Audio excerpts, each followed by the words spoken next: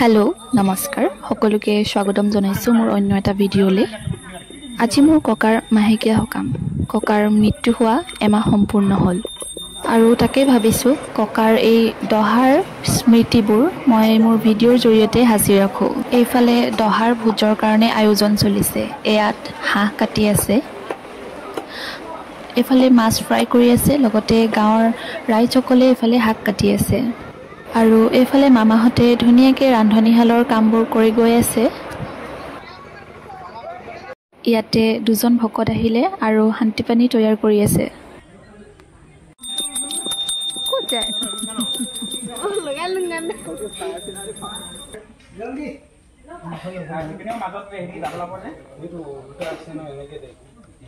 এয়া গায়ন বায়নৰ দলজোৰা আহি উপস্থিত হৈছেহি গতিকে তেওঁলোকক আগুৱাই আনিছে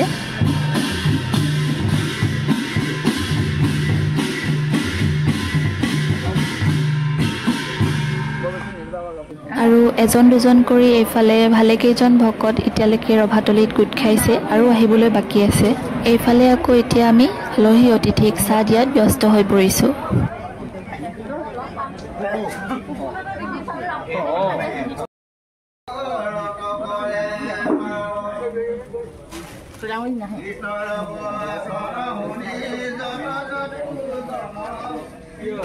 এতিয়া আহিছো মেইন ৰভাতলিলে ইয়াত এতিয়া হৰিনাম লৈ আছে গতিকে আপোনালোকক অকণমান শুনাই দিওঁ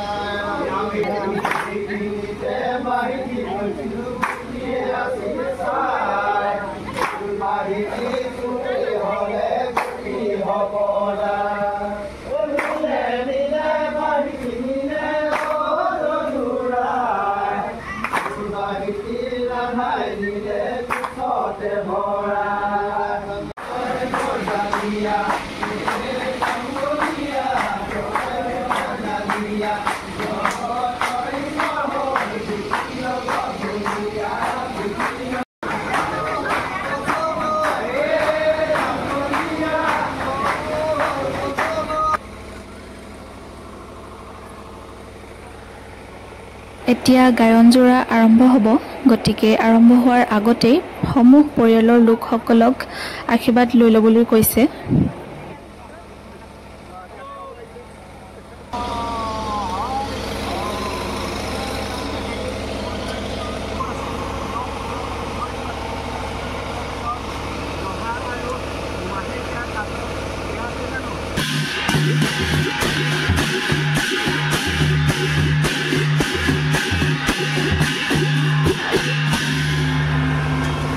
গায়নজোৰা আৰম্ভ হ'ব এতিয়া এফালে এনায়ো আহিছে ৰভাতলিলে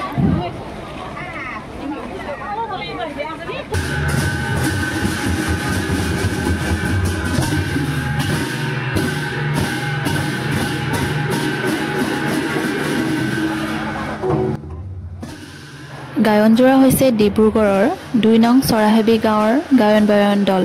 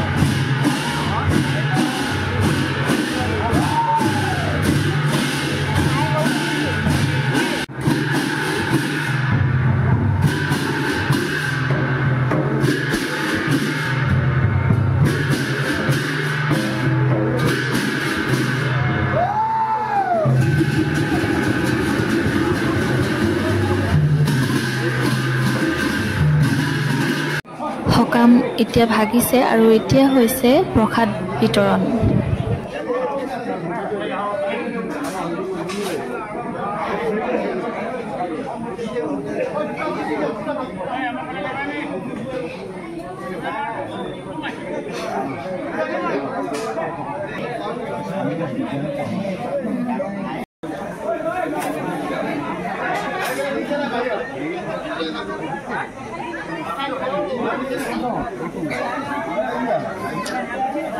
আমি কিজনী হৈছোঁ ককাৰ নাতিনীক আৰু এতিয়া আমিও মানে প্ৰসাদ ল'বলৈ বহি লৈছোঁ আৰু এইফালে পালো কল চানা মিঠৈ।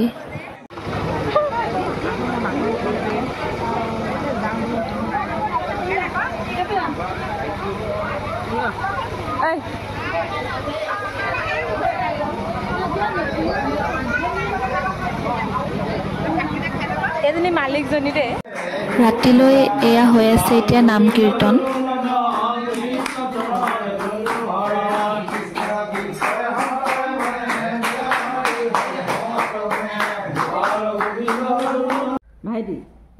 ভাইটি থাকিব এখেতে আছিলে মোৰ ককা, অসুস্থ হৈ থকাৰ বাবে মেডিকেলত ভৰ্তি কৰোৱা হৈছিলে আৰু তেখেত 88 বছৰত মৃত্যুবৰণ কৰিছে। আৰু এইফালে এনাই শেষ হোৱাৰ বাবে আশীৰ্বাদ লৈ বিদায় দিছে শিৰৰ সেন্দুৰখন মচি। ভিডিঅ'খিনি নকৰোঁ বুলি ভাবিছিলোঁ যদিও স্মৃতি হিচাপে সাঁচি ৰাখিলোঁ আৰু ভিডিঅ'টো মই ইমানতে সামৰিছোঁ। ধন্যবাদ।